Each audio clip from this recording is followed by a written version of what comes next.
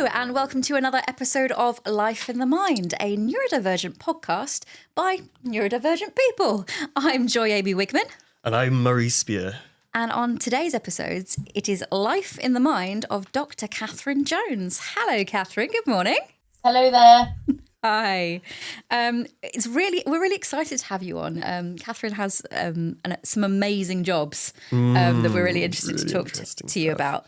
And it's really exciting as well because this is our first ever attempt at a remote recording. I know, we are pioneers. Everybody else has been in the studio with us, so bear with us if it's a little bit different today.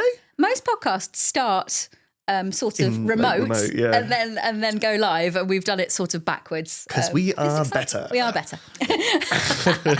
That's just why, obviously. So thank you for joining us this morning, Catherine. The first question we normally ask people is, what is your relationship to neurodivergence? Well, I guess my relationship to neurodivergence has been a sort of a long path of sort of familiarity with autism and getting to understand more about what autism is. I'm not autistic myself, but my mum was a special needs teacher, and she's taught in a school for autistic children when I was a teenager.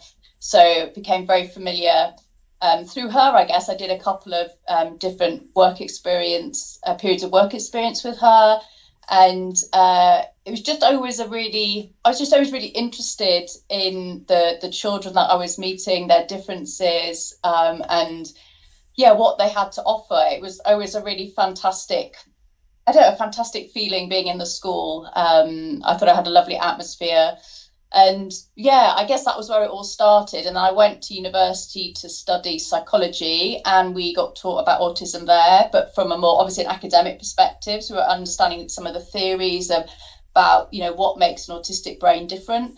So it just sort of continued. And I then did a PhD, which wasn't on autism, but I found an advert for a job so from your PhD, you go to become a postdoctoral role.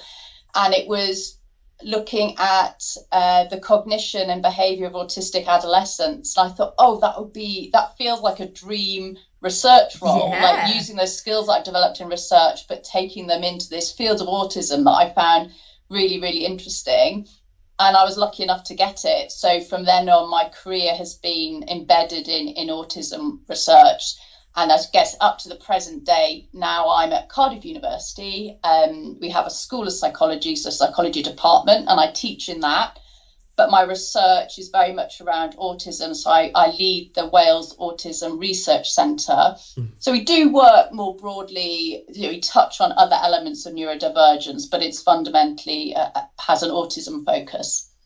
Wow. Sorry, that was very meandering. No, that was great. That was great. Really nice and in-depth. It was a perfect answer. Because I was going to ask what impact that relationship with neurodivergence has had on your life, but it sounds like it's had a great impact on your life. Yeah, it's been really nice, and it's a nice connection with my mum, that it was something that she was really interested in. So she'd started off so she would have been teaching in the 70s, I guess, and back when autism wasn't recognised in the way that it was, but she was teaching in schools would have been, children with what we'd call a learning disability, but some of those children would have been autistic, whether it was diagnosed or not. And I guess she went on that journey where autism became more recognised. So by the time she was in the 90s, she was at a school specifically for autistic children. So it was interesting to see her path. And then I guess I've continued that on because we now have a different understanding of autism than we did in the 90s. So I think it's really fascinating to have that perspective as we've learned, and our society is hopefully changing. We're changing in the way that we perceive and understand autism. So it's been a thread through my life for a very long time. Wow. That's a really interesting point in terms of how, because you've had that exposure to it for such a long time, especially including how your mum was kind of interacting with this side of things.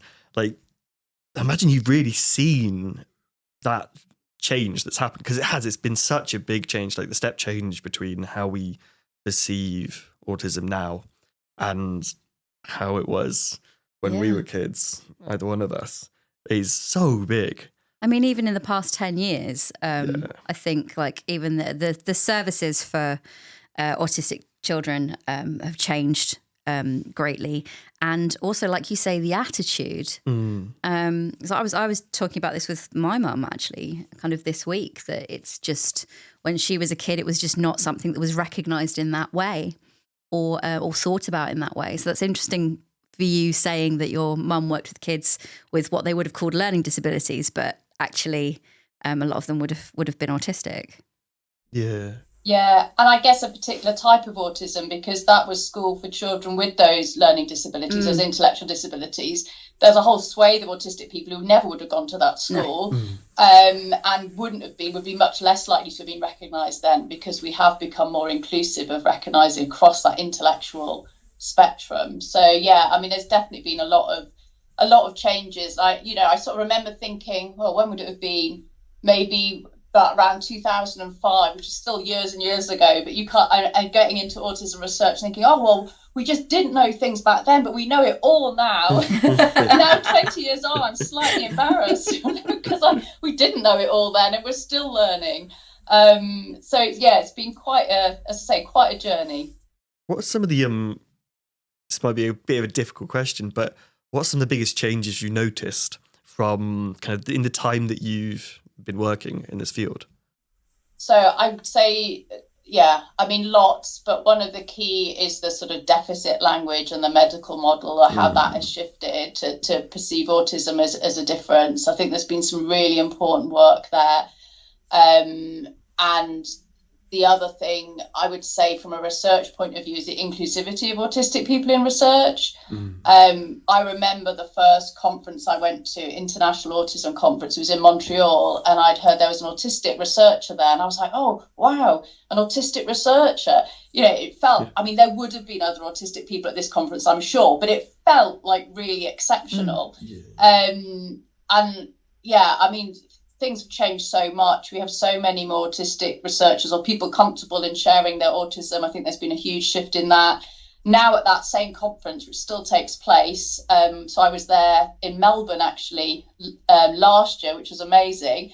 But they had a sensory room, a space for autistic people to go to. They had a special event for neurodivergent autistic researchers, so they could sort of connect with one another. Lots of things set up, and it's the expectation that it's the norm that you would expect. Of course, you'd expect autism researchers in any research field, but particularly in the autism research field. So yeah, you can't underestimate the shifts that have happened. Can I ask you about the birthday party? Yeah, the film, because I'm pretty sure I've seen it. Murray was telling me about it this morning. It's like, I'm sure I've seen that. How did that sort of come about? Yeah, so the birthday party is a sort of 18-minute sort of psychoeducational film that was developed for sort of frontline professionals to help them understand the signs of autism. So, people turning up in a GP surgery or in different environments, and people not really understanding what autism looks like.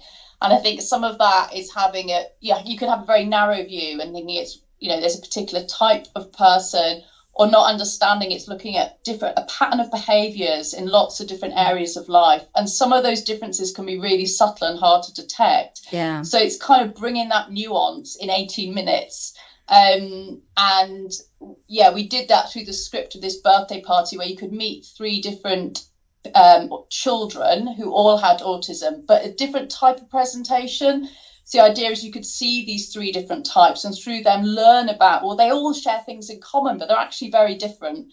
So we felt that was an important message, and that's based on research. So there's research sort of that can extrapolate these different sort of types of presentation.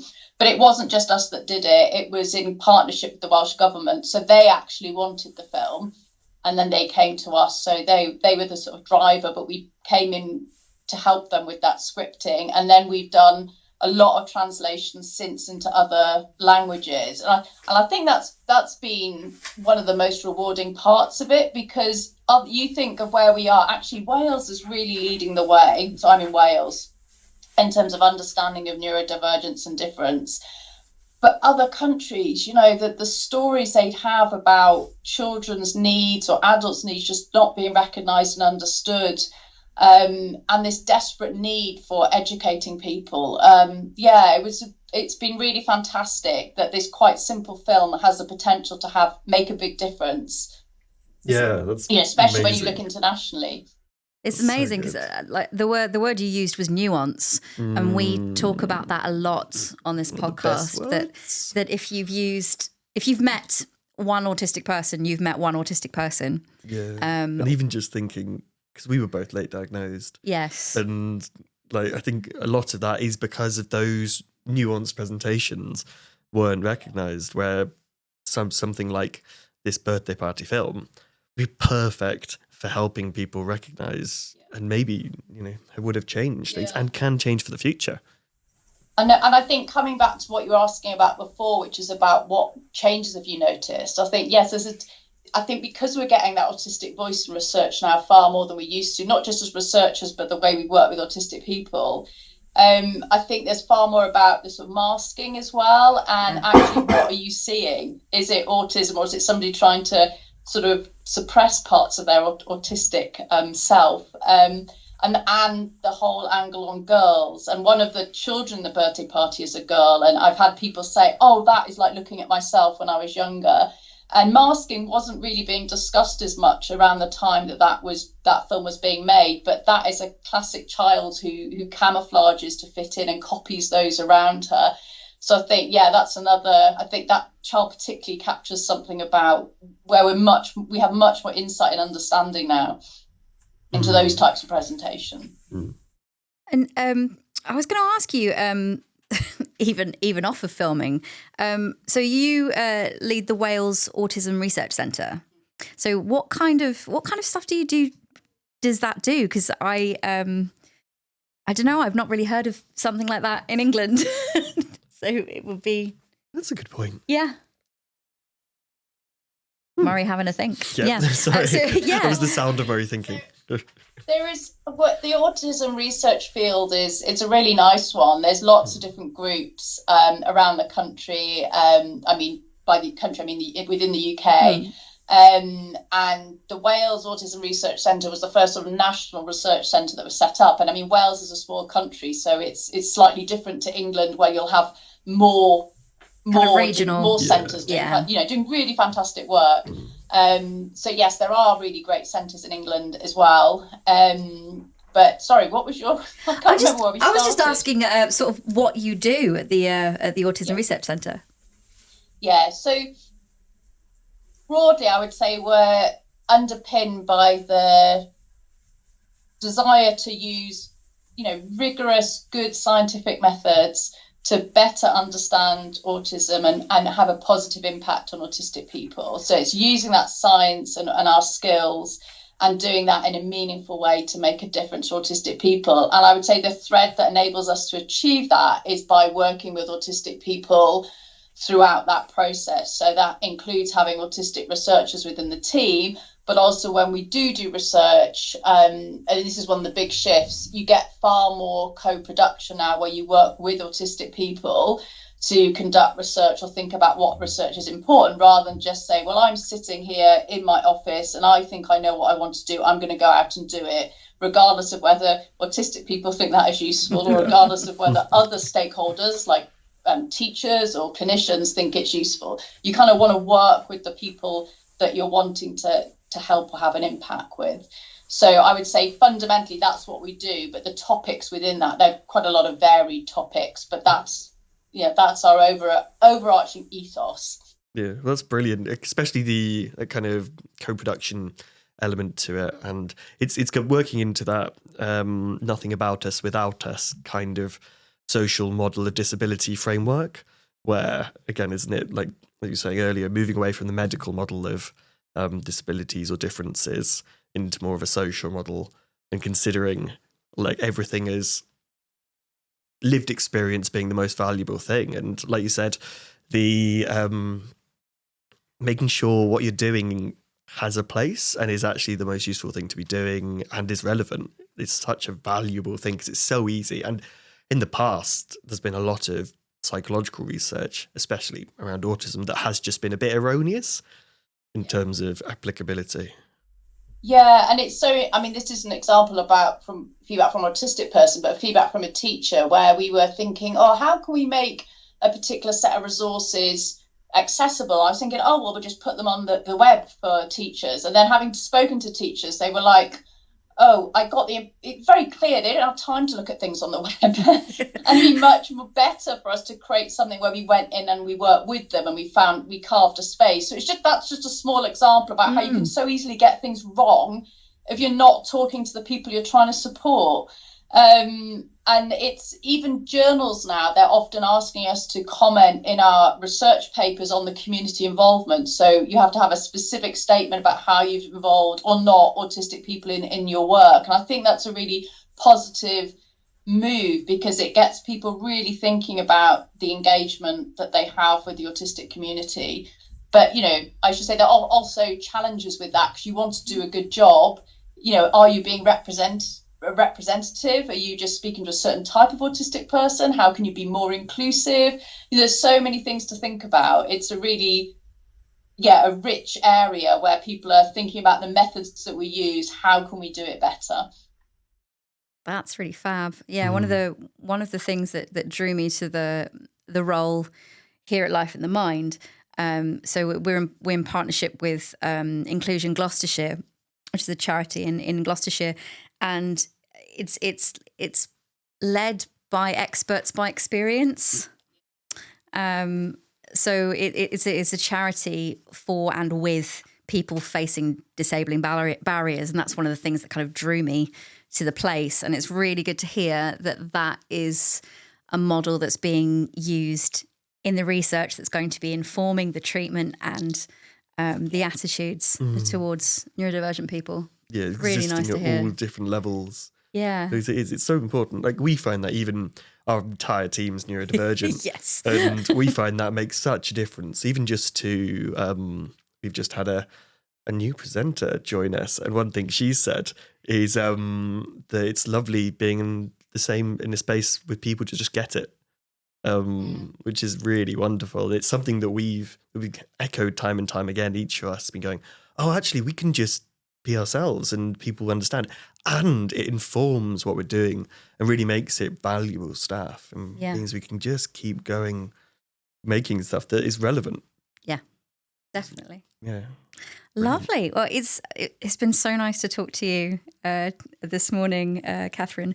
But we will see you again very soon. So if anyone has any comments, anything they'd like to add to what we've been talking about, please put them in the comments below, or drop us an email. Find us on Instagram, and we'll see you next week.